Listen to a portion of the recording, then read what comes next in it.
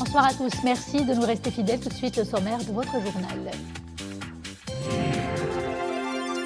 Traitement anti-Covid-19, 2 corticoïdes ont fait l'objet d'une étude pour leur efficacité dans la réduction du taux de mortalité chez les patients en situation critique. Étude réalisée par un groupe de médecins chercheurs du département anesthésie-réanimation du CHU Mohamed VI de Oujda. Le professeur à la tête de ce groupe est notre invité ce soir. Il nous apportera l'éclairage nécessaire sur cette étude. La communauté marocaine de confession juive commémore le 200e anniversaire de la disparition de Rabbi Raphaël Berlioubou, l'une des figures éminentes du judaïsme au Maroc. Une cérémonie a été organisée hier dans l'enceinte de l'ancien cimetière juif de Meknès. Pour lui rendre hommage, nous suivrons ces moments forts dans quelques minutes.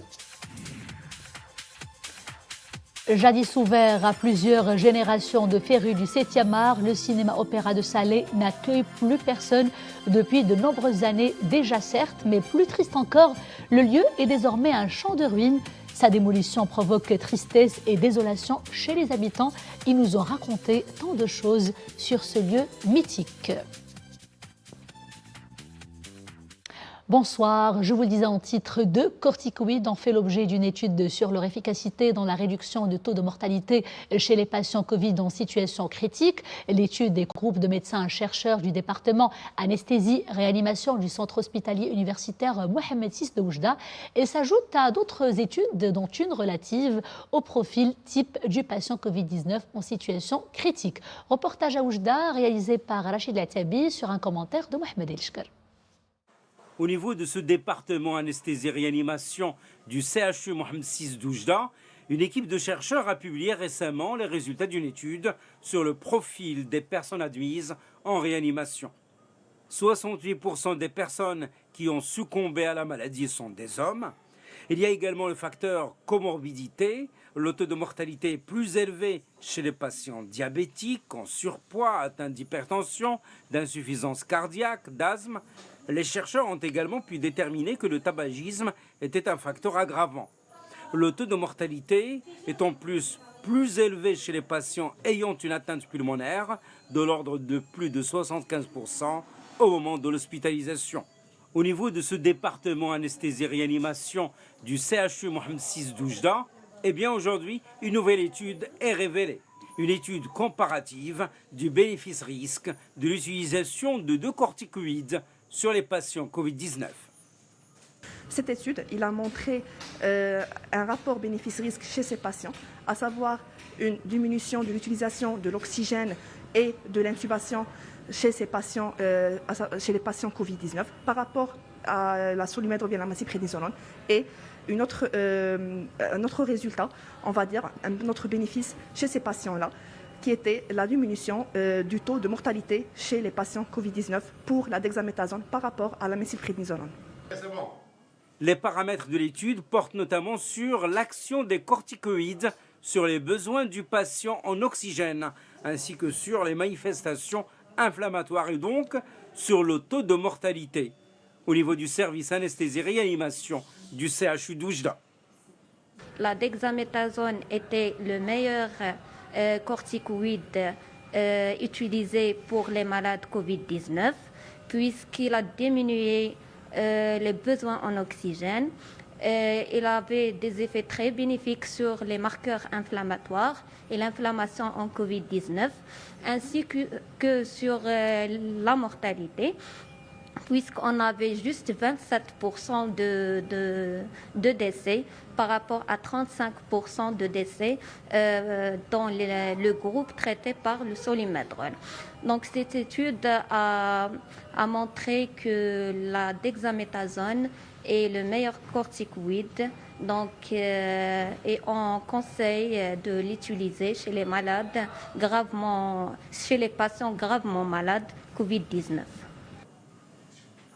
L'étude a donc montré que la dexaméthasone est le corticoïde conseillé pour les patients Covid-19 en situation grave ou critique. Et pour en savoir plus justement sur le profil des patients atteints du Covid-19 en état critique et sur ce traitement à base de corticoïdes, eh bien nous sommes en direct avec le professeur chercheur qui a conduit cette étude en étant à la tête d'une équipe d'une dizaine de scientifiques. Professeur Brahim Hosni, bonsoir. Vous êtes anesthésiste, réanimateur au CHU Mohamed VI de Oujda. Vous avez pu, comme nous l'avons vu dans le reportage, analyser les facteurs de gravité de la maladie chez un groupe de patients hospitalisés en réa. D'abord, puisque l'étude en question a été réalisée l'année dernière déjà, on se demande en fait si le profil du patient Covid en situation critique toujours est toujours le même avec le variant Delta.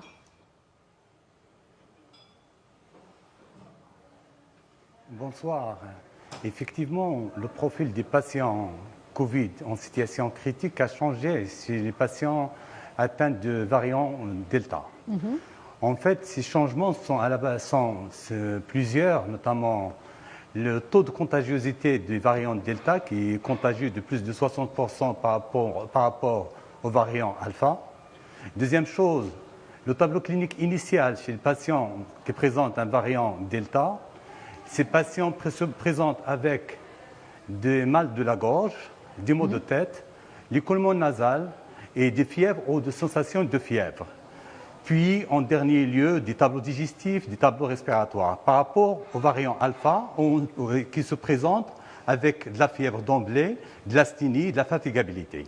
Donc ça, c'est le plan des signes cliniques initiaux chez le patient variant alpha. Il y a d'autres facteurs, notamment l'âge.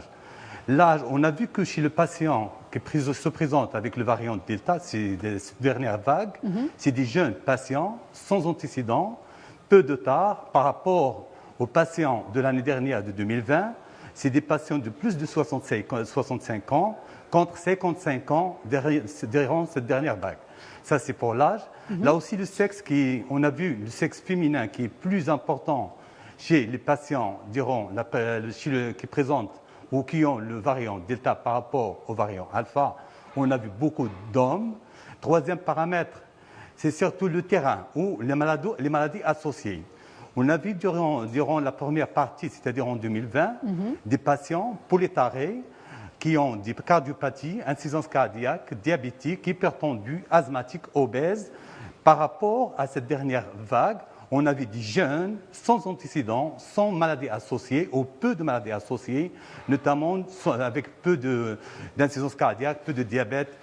Et le quatrième élément, le cinquième facteur de gravité, c'est les paramètres biologiques ou les variations biologiques. Et le dernier paramètre qui est très important, en fait, on a constaté un taux de mortalité élevé par rapport de l'ordre de 32,5% durant l'année 2006, contre seulement 12,5% durant cette période. Et ce taux de mortalité qui est élevé, il peut s'expliquer par deux paramètres, deux éléments essentiels. C'est l'âge jeune de nos patients. Et deuxième chose, c'est la vaccination, l'effet de la vaccination. Donc, autrement dit, c'est un variant plus méchant, plus sévère qui n'épargne personne. Autrement dit, professeur. Professeur, nous constatons aujourd'hui une réelle décrue en termes de nombre de nouveaux cas et de cas actifs, mais les décès se comptent quotidiennement par dizaines, malheureusement. Ce n'était pas le cas l'année dernière. Revenons à l'année dernière, encore une fois. Qu'est-ce qui a changé au niveau du profil du malade, du patient atteint du Covid-19 en étant dans un état critique? Qu'est-ce qui a changé? Oui, c'est vrai que le nombre de cas, de nouveaux cas et de cas actifs il est en diminution, mais malheureusement, le nombre de décès, on en reste encore des décès. Et ceci est dit essentiellement au jeune âge de nos patients. Deuxième chose, il est dû au nombre de patients admis durant le mois d'août. En fait, durant le mois d'août, on a hospitalisé chez nous presque 110 patients en réanimation en soins critiques. C'est des patients lourds. Donc, ces patients sont jeunes et nécessitent une durée d'hospitalisation plus longue qui peut aller jusqu'à 35, jusqu'à 45 jours parfois. Donc, les décès qu'on voit, c'est des malades parfois du mois d'août. Très bien, professeur. Intéressons-nous maintenant à la deuxième étude qui est tout aussi intéressante et qui a porté sur le recours aux corticoïdes. Quel est le degré d'efficacité dans le traitement des cas critiques? Le degré d'efficacité, bien entendu, des corticoïdes. En fait, avant de parler de l'utilisation de la corticothérapie chez les patients Covid, il faut comprendre ce qui se passe chez ces patients. En fait, chez ces patients, il y a deux phases. Il y a la première phase, c'est la phase virale, où il y a la multiplication du virus, où il y a les symptômes qu'on voit, le mal de gorge, le symptôme que j'ai cité tout à l'heure. Et puis, cette première phase, elle dure du premier jour au 10e jour. Et puis, il y a la deuxième phase, c'est la phase qui débute au 8e jour jusqu'à 20 jours.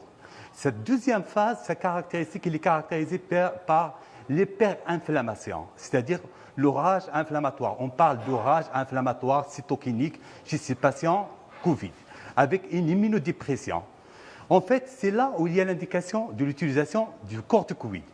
Surtout pas, le message le plus important, il ne faut pas utiliser le corticoïde durant la première partie, la première phase. Et la question qui se pose, qui est le bon moment et qui est le bon patient. Le bon moment, c'est au-delà du 8e jour de la symptomatologie.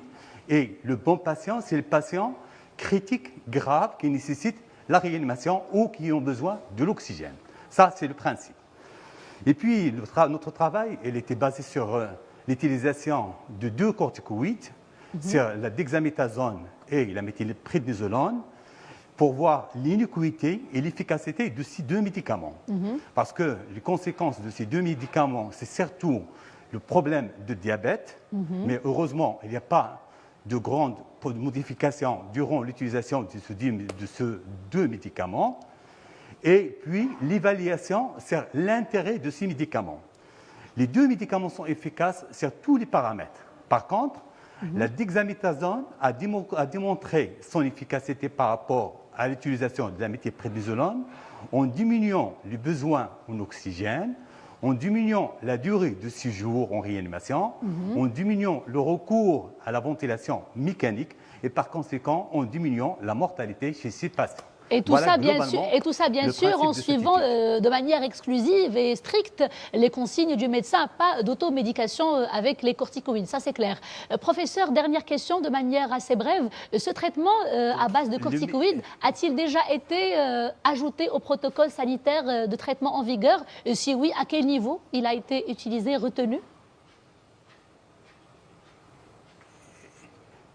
Il a été ajouté au protocole en vigueur à partir d'hospitalisation chez les patients hospitalisés en réanimation ou à partir du 8e jour.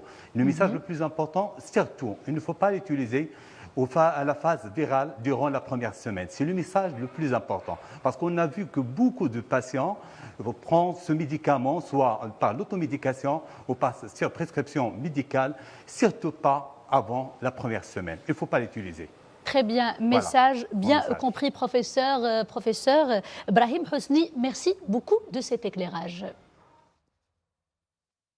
À présent, le point sur les principaux chiffres liés au Covid-19, 394 nouveaux cas et 32 nouveaux décès. Les cas actifs sont au nombre de 14 280, alors que les cas sévères ou critiques ont atteint 1081. 31 personnes sont placées sous intubation. Pour ce qui est de la vaccination, eh bien, le nombre des primo-vaccinés dépasse désormais les 22 millions, alors que celui des personnes complètement vaccinées dépasse les 18 millions et demi. Coopération militaire entre le Maroc et les États-Unis. Notez la clôture de l'exercice de planification des catastrophes conclu entre les forces armées royales et l'armée américaine. Un exercice important doublé d'un programme de formation de 4 semaines sur la gestion des risques d'explosion. Les membres de la garde nationale de l'État américain de l'Utah étaient à Qsar pour participer justement à cet exercice d'envergure aux côtés de leurs homologues des phares et d'organismes civils marocains. Nous vous proposons tout de suite d'écouter le capitaine Yassine Khadir, commandant de la compagnie NRBC de l'unité de secours et de sauvetage des phares. On l'écoute. Les forces armées royales disposent d'une entité spécialisée dans la protection nucléaire, radiologique, biologique et chimique, dotée de moyens plus avancés technologiquement. La montée en puissance de la compagnie NRBC de l'USS a été achevée suite à un partenariat étroit avec l'Agence de défense et de réduction des menaces, DETRA, Defense Threat Reduction Agency, qui s'est étalée sur 6 ans, à partir de 2014. Cette agence a participé à la formation et à l'appui en équipement, notamment dans les domaines de la reconnaissance, de la protection individuelle, de la détection et l'identification des agents nucléaires, radiologiques, biologiques et chimiques, l'échantillonnage et la décontamination.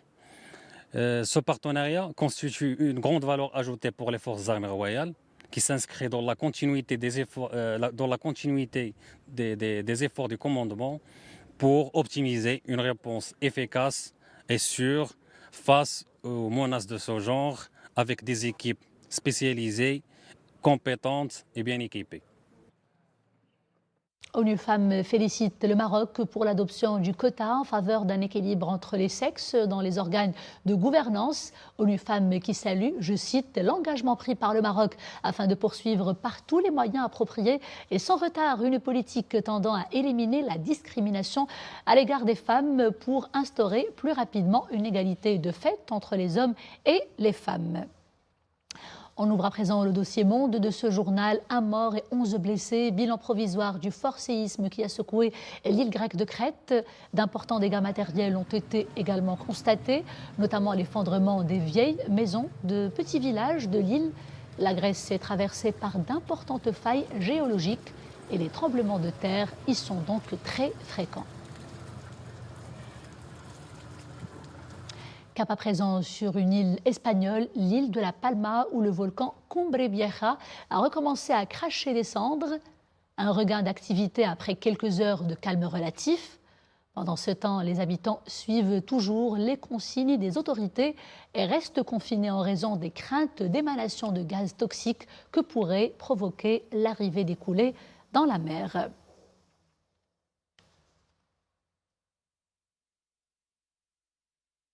La communauté marocaine de confession juive commémore le 200e anniversaire de la disparition de Rabbi Raphaël Berdugou, l'une des figures éminentes du judaïsme marocain. Une cérémonie a été organisée hier dans l'enceinte de l'ancien cimetière juif de Meknès pour rendre hommage à celui qui a consacré toute sa vie à l'étude et à la tolérance également. Abslam Khelwi, Mustafa Zahiri et Oumi Marami pour le commentaire.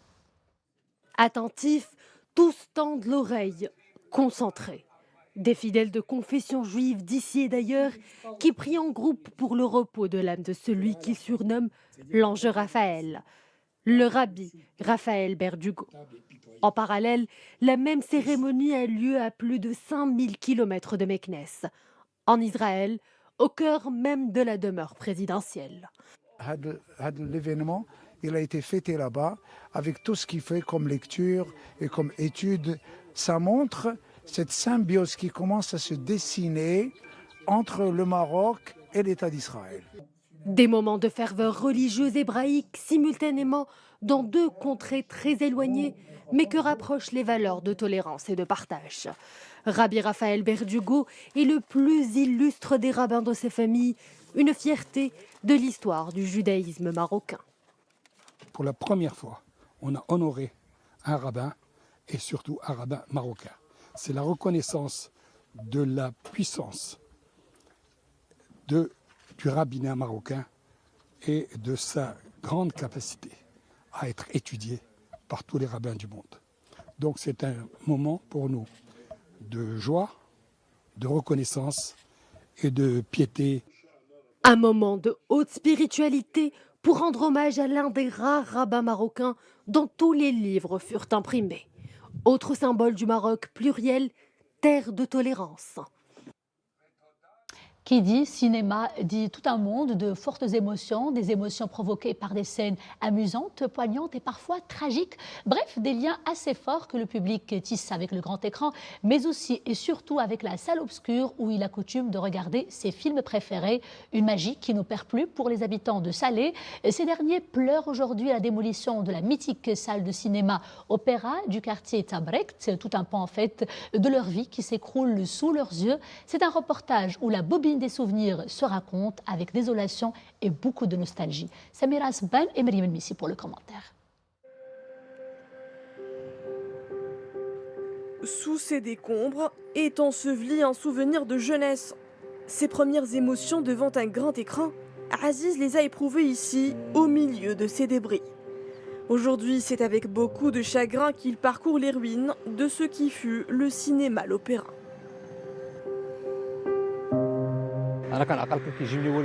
Dans les années 80, j'avais l'habitude de venir les dimanches voir des films d'animation. À cette époque, j'avais découvert aussi les grands classiques du cinéma égyptien. Le paysage du bâtiment réduit en cendres, c'est vraiment désolant. C'est un choc. Un désarroi que partagent nombre de Slaouis. Croisés sur les lieux, des passants pleurent le passé glorieux d'un bâtiment iconique du quartier Tabrikt. Sa salle obscure est désertée des cinéphiles il y a plus de 10 ans. Depuis, ce sont les sans-abri qui y trouvent refuge.